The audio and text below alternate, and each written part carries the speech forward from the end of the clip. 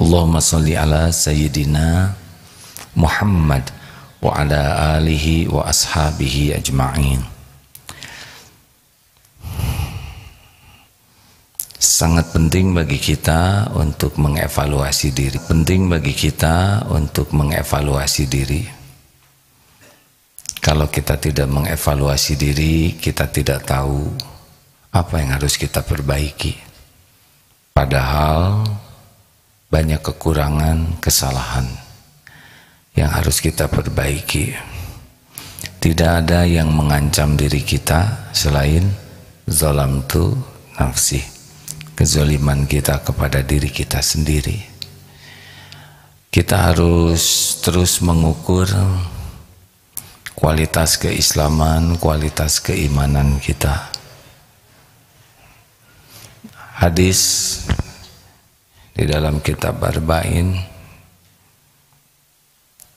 yang kita bahas kali ini, hadis yang ke-12 ya, diriwayatkan oleh Imam At-Tirmidzi dari Abu Hurairah radhiyallahu anhu berkata, qala Rasulullah sallallahu alaihi wasallam, min husni islamil mar'i tarkuhu ma la ya'ni. Di antara ciri kualitas tanda-tanda kebaikan keislaman seseorang adalah jika dia meninggalkan hal-hal yang tidak bermanfaat baginya. Ini di dalam surat Al-Mu'minun juga ada, a'udzubillahi minasyaitonirrajim, bismillahirrahmanirrahim, qad aflahal mu'minun alladzina hum fi sholatihim khashi'un walladzina hum anil laghwi mu'ridun. Nah, sungguh beruntung orang-orang yang beriman yang khusyuk dalam sholatnya, dan walladzina hum anil laghwi mu'ridun, dia tidak melakukan hal-hal yang lagwi, yang sia-sia, yang tidak ada manfaat. Jadi setiap kali kita berbicara, setiap kali kita berbuat sesuatu, sebetulnya kita sedang memperlihatkan kualitas keislaman kita. Yang paling bagus adalah yang paling bersih dari kesia-siaan, apalagi dari kemaksiatan. Makin banyak berkata yang sia-sia, berbuat yang sia-sia, berpikir yang sia-sia, melihat yang sia-sia, mendengar yang sia-sia, berarti makin kurang bagus kualitas keislaman kita. Kuncinya apa? Kuncinya adalah waktu. Kita melakukan apapun pasti menggunakan waktu. Tidak ada ketawa tanpa waktu, benar? Tidak ada membaca tanpa waktu, tidak ada berpikir tanpa waktu. Semua yang kita lakukan pasti menggunakan waktu. Dan waktu adalah aset terpenting kita. Kita punya waktu, tapi makin hari makin sedikit. Walikulli ummatin ajal, fa idza jaa ajaluhum la yastakhiruna sa'atan wa la yastaqdimun. Sudah ditetapkan nih, kita semua punya waktunya, ajalnya. Kalau datang saatnya, tidak bisa dimajukan, tidak bisa diakhirkan walau sekejap. Jadi makin hari makin sedikit. Waktu menghakimi kita. Siapa yang menggunakan waktunya salah, maka pasti kerugian kepada kita. Kenapa? Karena in ahsantum li anfusikum wa in asatum falaha. Al-Isra ayat 7. Jadi kita berbuat baik, kebaikan kembali kepada kita. Kita berbuat buruk, keburukan akan menimpa kita. Tidak ada yang tertukar, tidak ada yang meleset. Siapa yang paling mencelakakan diri kita? Masih bingung? Siapa yang mencelakakan diri kita? Diri kita sendiri. Tidak ada yang mencelakakan selain zalamtu nafsi. Jangan malah menyalahkan siapapun. Setiap kebaikan, wa ma bikum min ni'matin faminallah. Ma asabaka min hasanatin faminallah. Kebaikan apapun yang datang itu pasti dari Allah. Wa ma asabaka min sayyi'atin famin nafsik. Keburukan yang menimpa itu dari diri kita sendiri. Maka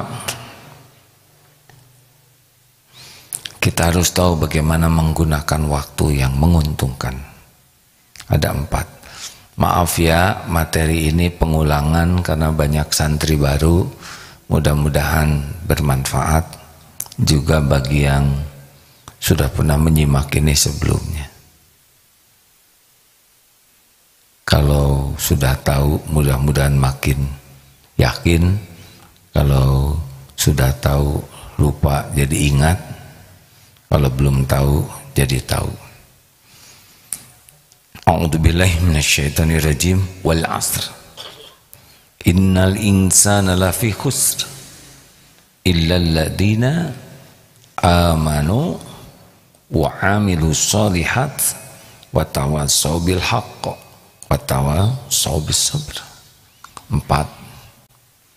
Jadi kalau ingin beruntung, ini alat ukurnya.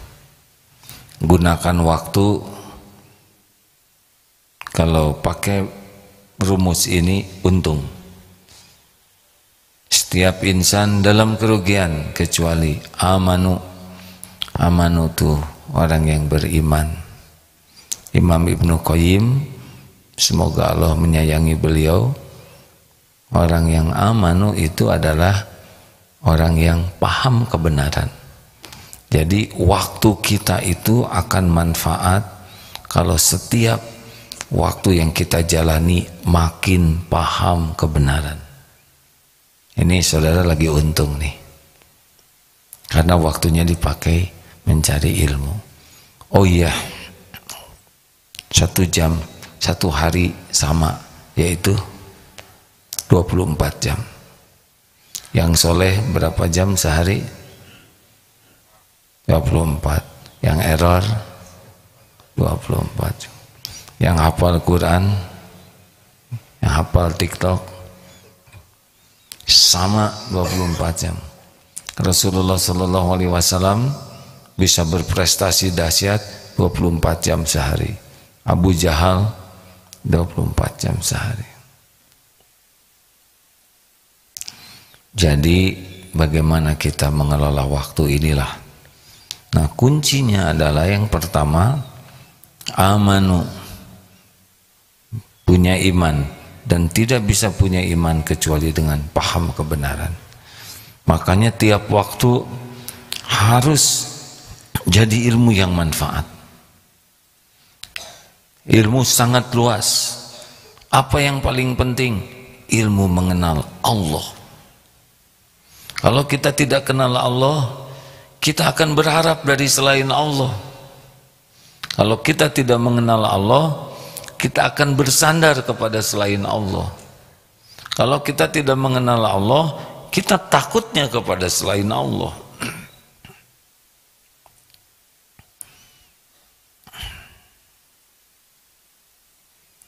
Jadi kita simak bersabda Rasulullah, "Wa may yuridillahu bihi khairan." Barang siapa yang dikehendaki Allah kebaikan baginya, yufaqihu fid din. Allah pahamkan agama. Jadi kalaupun ahli matematik bagus, ahli fisika bagus, ahli teknologi, bagus, bagus. Kalau punya iman. Kalau tidak punya iman, kasihan. Makanya jangan dulu bangga anak mahir segala-gala, tapi tidak mengenal siapa penciptanya. Dia tinggal di mana, milik siapa. Berat, pasti berat. Tingkat kebahagiaan itu berbanding lurus dengan tingkat keyakinan kepada Allah. Makin yakin ke Allah, makin bahagia. Makin yakin ke Allah, makin enteng hidup ini, walaupun mungkin cobaannya berat-berat. Makin yakin ke Allah, makin mulia. Makanya waktu harus membuat kita semakin paham kebenaran. Paham semampu kita mengenal Allah, paham semampu kita mengenal Rasulullah SAW. Lewat Al-Quran dan Sunnah Nabi kita bisa mengenal Allah. Tidak bisa pakai ngarang, ya. Beruntunglah adik-adik. Ini saatnya sama nih sekarang. Jam 5 sampai jam 6. Ada yang tidur, ada yang sudah lari pagi dari tadi, dari sebelum subuh. Masjid kelewat. Ada yang sudah kerja, maaf ya, ada yang lagi sibuk nonton TV yang tidak manfaat. Nauzubillah, ada yang lagi pacaran subuh-subuh nih.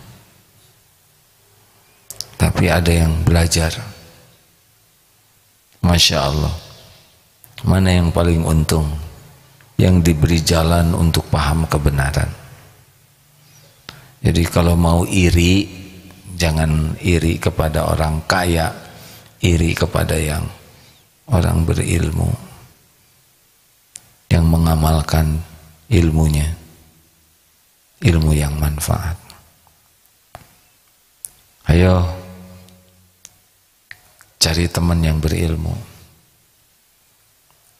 Sudah tahu ciri orang yang berilmu apa?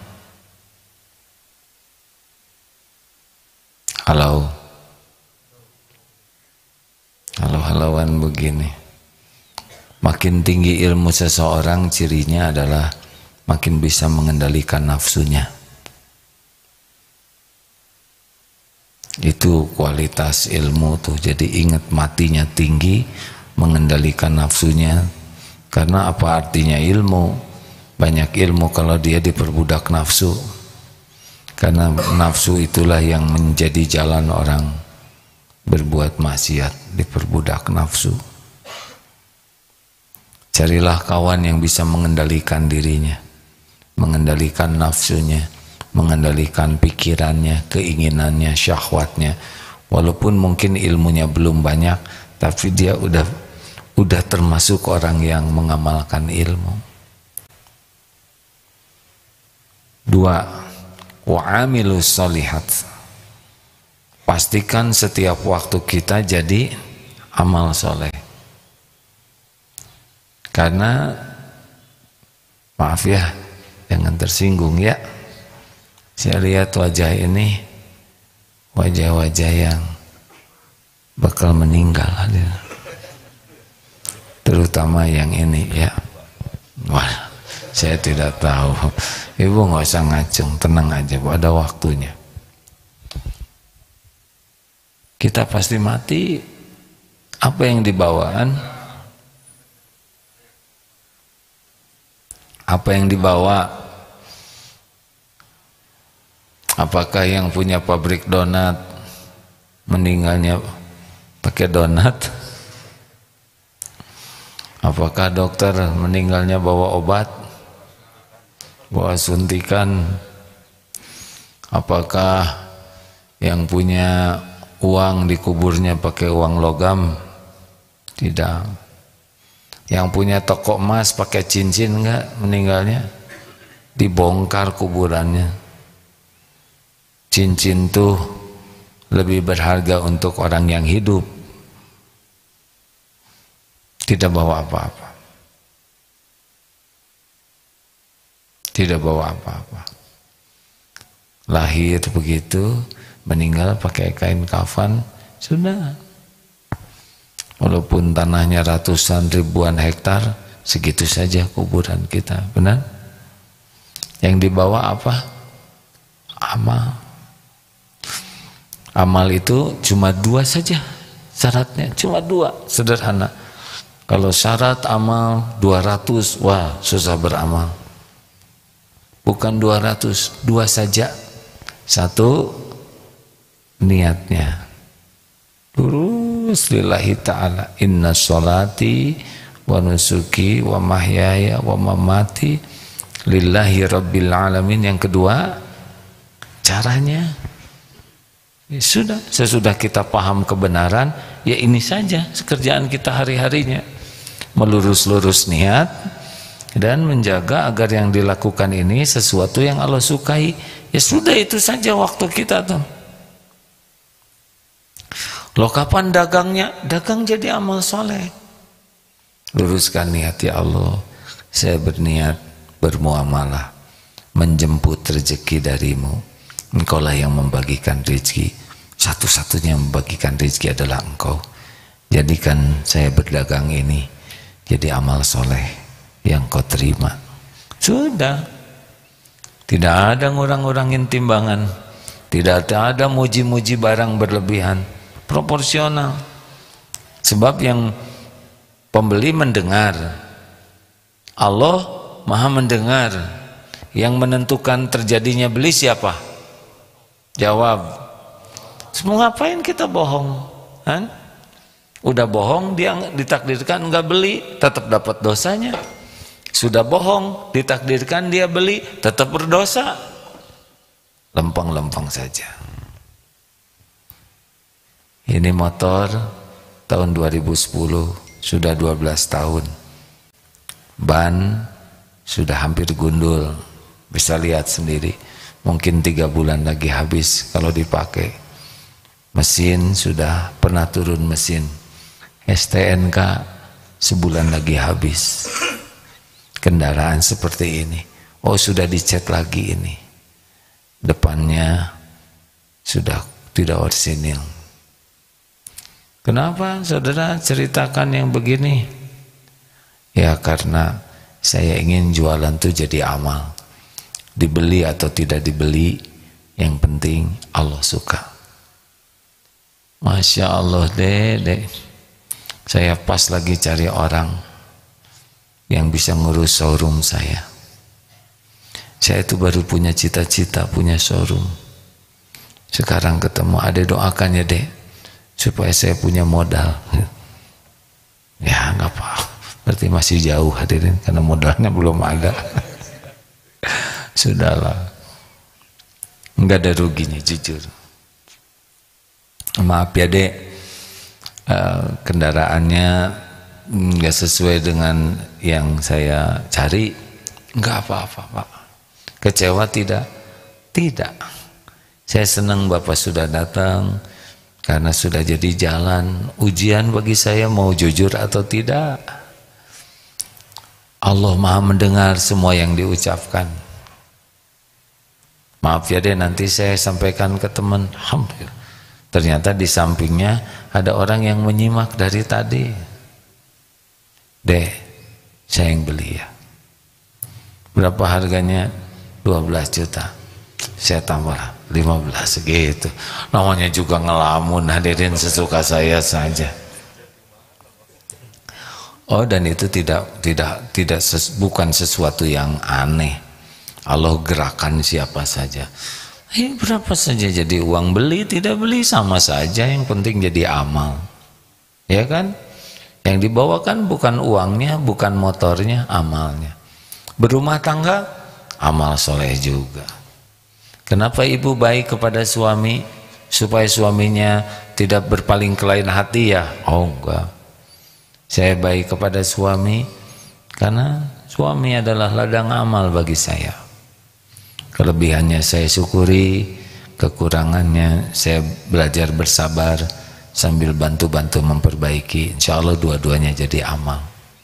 Perkara suami sayang ke saya, perkara suami mencintai saya itu terserah, yang membulak-balik hati. Yang paling penting saya berkhidmat jadi amal soleh. Gitu. Kenapa Bapak rajin sekali membanting-banting tulang? Karena saya tukang tulang. Yang ini serius. Kenapa Bapak mati-matian ngebela keluarga? Qadarullah saya jadi lelaki, takdirnya saya jadi ayah, jadi kepala keluarga, jadi dititipi anak. Saya niat mengurus keluarga jadi amal soleh. Gimana kalau anaknya nggak tahu balas budi? Saya bertobat, karena jangan-jangan karena saya belum jadi contoh yang baik, saya salah di dalam mendidik, saya kurang sungguh-sungguh berdoa, mungkin kurang halal yang saya cari. Bagaimana kalau tidak dihargai oleh istrinya? Ya semoga Allah menerima saja amal saya. Saya memang berbuat yang terbaik buat keluarga, bukan untuk dianggap suami hebat, bukan ingin dianggap ayah teladan, tapi inilah amal. Gitu saja. Kenapa saudara di kantor kerjanya gigih sekali, disiplin? Ya karena ini amal saya. Supaya jadi karyawan teladan ya gak kepikirlah. Itu mah terserah penilaian manusia. Yang paling penting adalah Allah mencatat kesibukan saya ini jadi amal soleh, supaya dapat bonus ya, supaya gajinya dinaikin. Pemberi rezeki hanya Allah. Rugi dong kalau saya kerja hanya untuk uang yang nggak seberapa dan bekal habis lagi. Enak begitu hadirin. Kenapa kuliah? Saya niat kuliah sebagai amal soleh. Amal soleh bagaimana? Ya semoga dengan kuliah ini saya makin kuat iman, makin banyak ilmu, sehingga hidup saya semakin mengerti, mengabdi ke Allah, dan semakin manfaat bagi hamba Allah lainnya. Apalagi orang tua saya menginginkan saya nambah ilmu. Semoga ini pun jadi jalan bakti saya ke orang tua. Gitu. Jadi bukan masalah pujian, penghargaan, kekaguman orang. Kita melakukan yang terbaik cuma satu saja, supaya Allah yang maha dekat, yang maha melihat, yang maha menatap, yang maha baik, ridho ke kita. Itulah insya Allah amal soleh ya. Kenapa nggak pacaran? Kenapa Pak? Nggak punya uang? Dicatat loh Pak. Untuk apa pacaran ya? Hanya buat Allah nggak suka dan bisa ditipu setan. Wah kamu nggak punya pacar, nggak dapat jodoh. Masa kita patuh ke Allah, Allah jadi nggak ngasih ya? Kenapa waktu sholat tokonya ditutup? Ya kan Allah yang suka kita sholat tepat waktu berjamaah. Nanti nggak laku loh, gak mungkin. Yang ngebagikan rezekinya Allah. Masa gara-gara kita mematuhi perintah Allah terus Allah nggak ngasih? Gimana kalau ada yang beli? Ya ajak sholat saja, beres. Bagaimana kalau nggak mau? Ya gimana lagi ya? Gimana lebih enak Bu? Enak. Yang membuat menderita itu adalah kalau niat kesibukannya itu hanya untuk duniawi, hanya untuk dinilai, untuk dipuji, dikagumi, diberi manusia. Banyak sakit hatinya. Ceramah mah gampang hadirin. Dengar lebih gampang lagi, cuman duduk ya. Tapi tapi melaksanakannya yang nikmat itu. Oh gitu, jangan berat-berat. Kalau berat jadi enggak, ya kan? Ceramah ringan, mendengarkan lebih ringan, tapi yang mengamalkan itu yang paling nikmat. 3, tawasobil haq. Jadi kita gunakan waktu kita itu untuk dakwah, saling berwasiat. Tiap ketemu orang harus jadi nasihat bagi kita. Ini duduk begini, ini nasihat satu sama lain ini. Diamnya itu jadi nasihat juga. Ada yang begini, pas dibangun Allahu Akbar subhanallah alhamdulillah, itu pelajaran. Oh, ini kiri kanan depan belakang, ini nasihat. Maaf ya, kalau teman-teman sekarang sedang menyimak AA ini, nasihatnya tuh bukan cuman perkataan, perilakunya juga bisa jadi bahan ilmu, baik kelebihan maupun kekurangannya. Pasti ada kekurangan yang lagi bicara ini. Terserah mau bikin kotor hati saudara, jengkel, untuk gibah, atau membantu memperbaiki, gitu.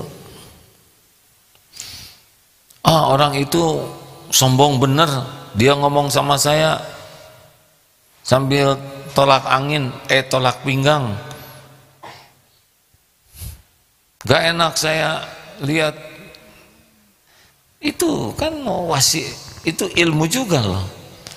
Gaya seperti itu yang jangan kita lakukan. Dia nunjuk-nunjuk wajah saya tersinggung. Nah, itu kan ilmu, supaya kita tidak nunjuk-nunjuk wajah orang. Tawasobil haq, berwasiat dalam kebenaran. Gimana saya tidak bisa dakwah? Dakwah kan tidak harus bicara. Tidak harus bicara saja. Memberi keteladanan juga dakwah. Diam juga dakwah itu. Kalau diam itu baik. Ya. Karena ada yang susah diam. Ngomong terus ya. Itu juga jadi wasiat. Saling berwasiat untuk tidak ditiru. Ayo di mana kita ada, serap nasihatnya supaya kita berubah. Pada saat yang sama sebarkan juga apa yang sudah kita dapatkan dari Allah. Semua ilmu yang manfaat dari Allah. Gimana ya dakwanya? Kuncinya adalah tanpa pamrih. Kalau kita sudah dakwah dengan pamrih, tumpul. Kenapa tumpul? Ditumpulkan oleh Allah. Karena dakwah itu ada yang ingin diakui, saya pintar, saya hebat, saya berpendidikan tinggi, saya ilmu agamanya banyak, saya hafalannya luas, saya daya ingatnya kuat, saya berpengalaman banyak. Ada yang selama bicara tuh hanya sibuk saya, nggak kepikir orang jadi baik atau tidak kepikir Allah jadi ridho atau tidak. Yang kepikir selama bicara dalam tanda kutip kebenaran itu adalah memamerkan dirinya. Nggak boleh. Itu bukan tawasobil haq, bukan berdakwah.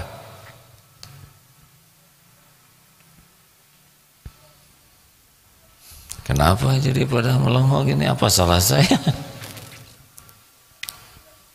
4, tawa sobis sabr, ya, saling berwasiat dalam kesabaran. Nah, sabar itu apa? Yang dapat dipahami adalah menahan diri, mengendalikan diri. Jadi kita tiap waktu itu bermujahadah terus, mengontrol diri, mengendalikan diri. Sabar ada dalam berapa tempat? 3, sabar dalam taat, sabar dalam menjauhi maksiat, sabar menghadapi musibah. Dilatih terus, jadi tiap hari itu latihan terus, sekuat tenaga bisa sabar mata tidak lihat yang haram, sabar telinga. Ini jadi kebaikan, ini menguntungkan kita. sabar menahan jengkel, sabar menahan tersinggung, sabar ketika ingin membalas keburukan dengan keburukan, sabar supaya bisa membalas dengan yang lebih baik. Idfa billati hiya ahsan. Ketika dapat nikmat, kita sabar dalam bersyukur. Sabar dalam bersyukur. Ini terus-terusan akan banyak kejadian ini. Ini sekarang keluar, nanti kejadian terus. Semuanya harus jadi sarana kita latihan, makin sabar, makin mengontrol diri, makin mengendalikan diri, sehingga tubuh ini terkendali, pikiran terkendali, semua telinga, hati. Orang yang bisa mengendalikan diri indah, dan membantu juga yang lain menjadi ahli sabar dan menyabarkan. Ya sudah, itu ajalah sekarang hari-hari kita. Amanu wa amilu sholihat wa tawassaw bil haqq wa tawassaw bis sabr. Gimana dong tentang rezeki? Bagaimana dong tentang karir? Ngikut, hadirin. Ikut. Allah kan melihat bagaimana kita menggunakan waktu kita sesuai dengan apa yang Allah sukai. Allah yang menciptakan kita sudah lengkap dengan potensinya. Nanti mau jadiin apa jadi nanti, percayalah. Rezeki nanti dipilihkan yang paling halal, paling berkah. Bukan masalah jumlah ya. Jumlah sesuka Allah, mau dikasih berapa aja. Yang paling penting berkah. Tahu berkah? Membawa kebaikan yang banyak dan langgeng. Sudah ada pertanyaan?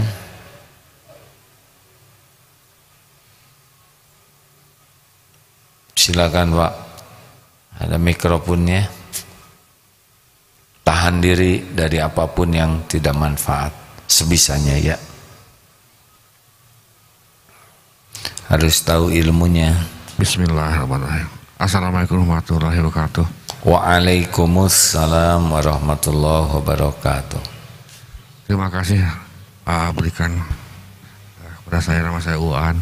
Saya sudah 25 tahun tinggal di sini. Deketin Pak Uan. Sudah 25 tahun saya tinggal di sini. Alhamdulillah ya. Alhamdulillah.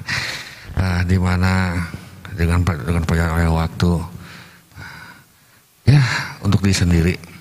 Apa yang kata-kata tuh, mulai dari diri sendiri, mulai yang kecil, mulai saat sekarang. Dalam ikhtiar juga kan itu zikir, fikir, ikhtiar saya tanamkan. Walaupun dalam hati saya ya, dalam tingkah laku saya di sini di lingkungan Darut Tauhid di sini ada naik turunnya. Saya perhatikan orang yang datang, yang baru, orang-orang yang sudah lama.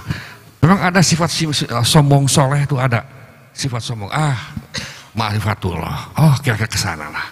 Oh saya mau lebih tinggi Pak sendiri. Itulah yang harus diasah, utama untuk diri saya sendiri. Untuk yang lain, ya maaf saja ya. Saya pernah bergaul dengan orang asing.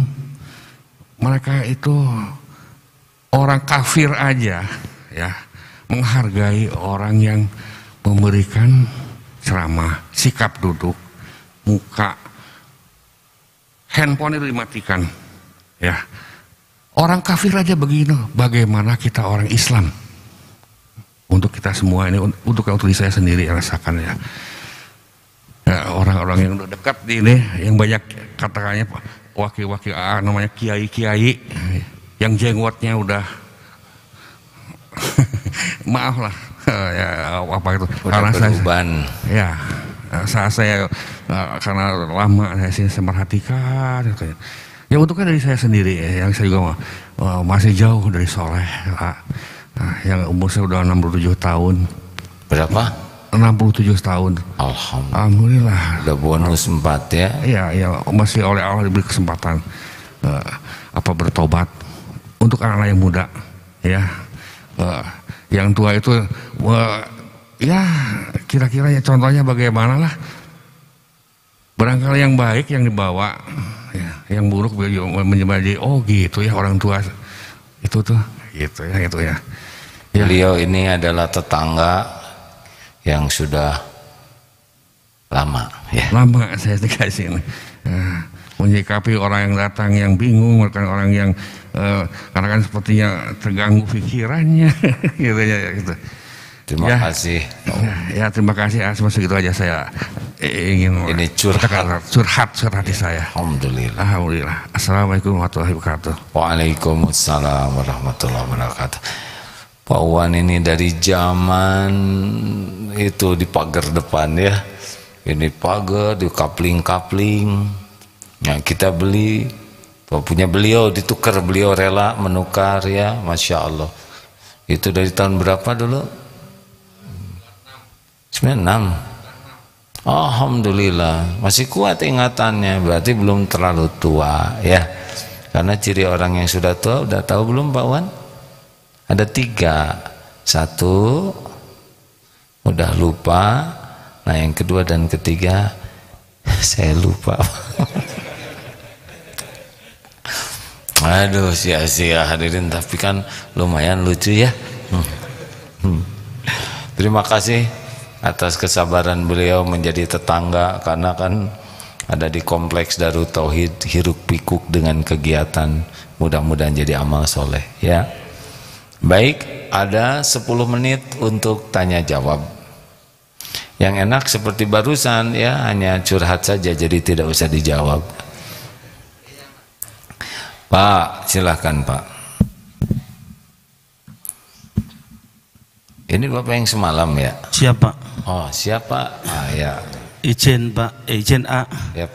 Assalamualaikum warahmatullahi wabarakatuh. Waalaikumsalam warahmatullahi wabarakatuh. Terima kasih, mohon izin bapak-bapak dan ibu-ibu semuanya, adik-adik semuanya. Di dalam perjalanan hidup yang sudah 60 tahun ini, banyak orang pintar orang ini, tapi sulit untuk menjadi tuntunan, sulit untuk menjadi teladan. Padahal saya ingin untuk itu, tapi kan itu semua harus pakai ilmu. Apakah cukup dengan sabar itu dan ikhlas? Apakah masih ada kiat-kiat lain supaya pada prinsipnya bahwa hidup kita ini bisa bermanfaat untuk orang lain dan berguna untuk orang lain. Terima kasih ya. Assalamualaikum warahmatullahi wabarakatuh. Waalaikumsalam. Namanya nggak usah dijemput ya, kan semalam udah dijemput ya. Ya masalahnya saya sudah tua Pak, jadi siapa yang namanya? Ya Subakir dari Lampung Kak. Oh Alhamdulillah. Baik, terima kasih. Mungkin kita tidak usah mikirkan orang lain yang tidak jadi contoh ya. Kalau kita mikirkan terus itu nggak jadi contoh, ini nggak jadi contoh, ya sudah kita aja yang jadi contoh. Rumusnya 3M Mas. Mulai dari diri sendiri ya. Yang kedua, mulai dari hal yang kecil. Yang ketiga, mulai saat ini wesa ngono bae Mas. Dah pusing kalau lihat kenapa itu begini ya, boleh kita lihat, boleh kita simak, tapi ya jawabannya cuman itu 3M. Ini banyak yang korupsi, ya udahlah kita yang jujur duluan. Ini orang tidak disiplin lalu lintasnya seenaknya, lampu kuning dianggap uji nyali, ya sudah saya yang disiplin. Ini orang buang sampah sembarangan, kotor-kotor gitu, ya sudah saya tidak buang sampah. Gitu, setiap kekecewaan kita harus bagian dari solusi. Jangan hanya membahas, tapi solusi apa yang bisa kita berikan. Sekecil apapun solusi adalah berarti ya. Tidak ada yang kecil dalam pandangan Allah. 2, pertanyaan selanjutnya monggo. Ya silakan, boleh menggunakan mikrofonnya, ada yang bisa bantu, maaf ya. Ini dari medsos adakah? Siapa ada? Berkenan digilir sedikit Mas ya. Silakan. Baik, AA dari IG. Tahu IG singkatan apa? Instagram. Oh ya. Ada yang nyeletuk Ibdilih Gimnistir gitu. Bagaimana? Sia-sia. Astagfirullah. Ya, Pip. Bagaimana cara menghilangkan kecanduan bermaksiat, Kecanduan bermaksiat. Ya. Gimana menurut Bapak?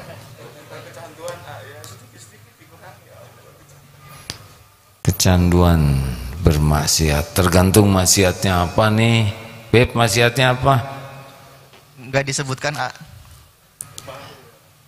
Harus hijrah.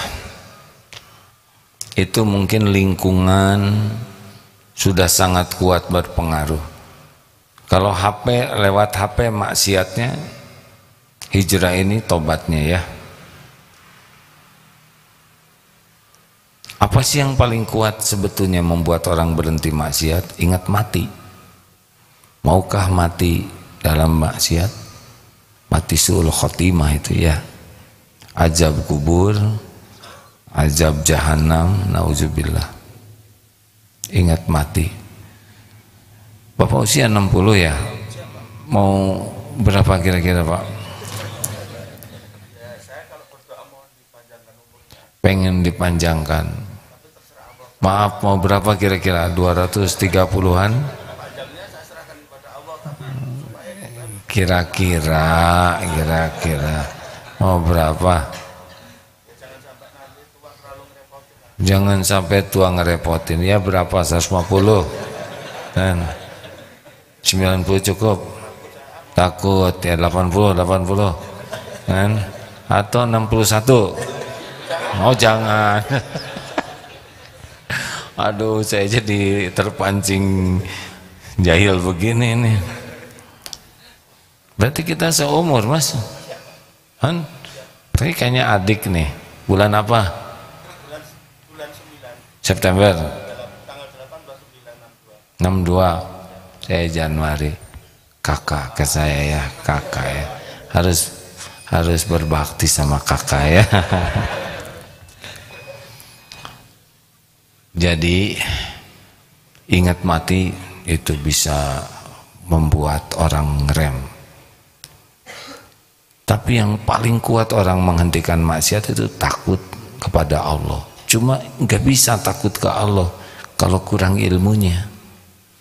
Karena pupuk iman adalah ilmu. Makanya sarannya cepat hijrah sini. Sini aja ke pesantren, ikut program. Itu usianya berapa, Pep? Kalau udah tua masih kecanduan maksiat kebangetan ya. Maksiat itu berhenti, takut mati, su'ul khotimah, takut azab Allah, dan hijrah. Hijrah itu membantu sekali. Karena kalau kita bergaul dengan penjual minyak wangi ke bawah harum, bergaul dengan pandai besi bau bakaran. Kalau teman-teman kita lingkungannya ahli maksiat, susah, pasti akan maksiat. Makanya cari lingkungan. Berapapun biaya, waktu, tenaga, itu adalah investasi. Terakhir Pak. Assalamualaikum warahmatullahi wabarakatuh. Waalaikumsalam warahmatullahi wabarakatuh. Silakan Pak. Izin nama saya Rio Mardiansyah dari Medan. Alhamdulillah tadi malam jam 12:30 baru sampai sini. Masya Allah. Alhamdulillah, terima kasih. Jadi ini mungkin pertanyaan mewakili para santri yang ada di Medan, termasuk Baitul Quran di Medan. Masya Allah. Jadi bagaimana caranya agar bisa istiqomah dalam melakukan amal kebaikan dan amal saleh? Untuk para santri, untuk para pengajar dan para pengurus pondok. Mungkin itu ana izin. Assalamualaikum warahmatullahi wabarakatuh. Coba dengan awali istiqomah zikrullah. Bisa dengan lisan, asma Allah, asmaul husna. Pokoknya la yazalul lisanuka rotban min zikrillah. hendaklah lisan ini selalu basah menyebut nama Allah. Tapi hati saya belum ingat ke Allah. Lisan dulu kalau belum bisa. Kalau ini terus menyebut nama Allah dengan ikhlas, ya, bukan untuk diketahui, dipuji, dihargai orang. Allah tahu kita lagi terus zikrullah. Fadhkuruni adzkurkum, maka ingatlah padaku, aku ingat padamu. Banyak zikir-zikir, sangat banyak, ya. Bisa istighfar, hamdalah, asmaul husna, tapi terus ya Allah. Bisa doa banyak, atau bicara ke Allah. Wahai yang maha menatap, wahai yang menyaksikan apapun yang hamba lakukan, wahai yang maha dekat, wahai yang maha mendengar apapun yang terucap, wahai Allah yang maha tahu apapun yang ada dalam pikiran dan hati, wahai yang menyaksikan setiap maksiat yang hamba lakukan, wahai yang maha baik, ya Allah. Itu enak. Coba dalam kesendirian bicara saja, pasti didengar oleh Allah. Ya Allah, saya ingin jadi orang yang yakin kepadamu. Saya ingin merasakan indahnya mencintaimu. Ya Allah, saya ingin menjadi orang yang rindu, ingin bisa bertemu denganmu. Ya Allah, Engkau pasti mendengarkan setiap ucapan ini. Bicara apa saja yang baik-baik, minta apa saja. Cobalah awali dengan zikrullah, ya. Enak hadirin. Bisa mengenang nikmat yang Allah berikan, bisa mengenang ayat-ayat Allah, tanda-tanda kebesaran Allah, bisa mengenang dosa, aib yang ditutupi Allah. Tidak ada yang paling nikmat dalam hidup ini sesungguhnya kecuali kita bisa benar-benar dengan Allah tuh. Tapi sayangnya kita sibuk sekali dengan selain Allah, ya. Bayangkan ada orang yang ingin sehat, segala dilakukan, padahal yang ngasih sehat adalah Allah. Olahraga luar biasa, diet luar biasa, lari ke sana sini, bagus. Tapi sholat bablas atau gesit sekali. Padahal yang membuat sehat ini Allah, bukan olahraga. Lagi olahraga aja, kelebihan olahraga, kejeduk aja udah bisa kolab itu, ya. Ada yang sangat ingin awet muda, diawet-awet. Padahal kan awet muda itu dimasukkan ke kulkas, ya kan. Ya, ada yang ingin jodoh, sibuk berstrategi supaya kelihatan cakep, supaya ada yang naksir. Lah, Allah yang mengatur jodoh, yang membulak-balik hati, nggak diingat itu. Ada yang, aduh saya harus rapat supaya bisnis saya laku, ini terus dagangan laku. Lah Allah yang ngebagikan rezeki nggak diingat, sedikit ingatnya. Bahkan waktu sholat juga, misal ada yang dagang bala-bala atau cireng, bagaimana saya ingin punya cireng laku dengan medsos, strategi terus. Padahal yang membuat laku itu Allah. Dalam sholat aja cireng.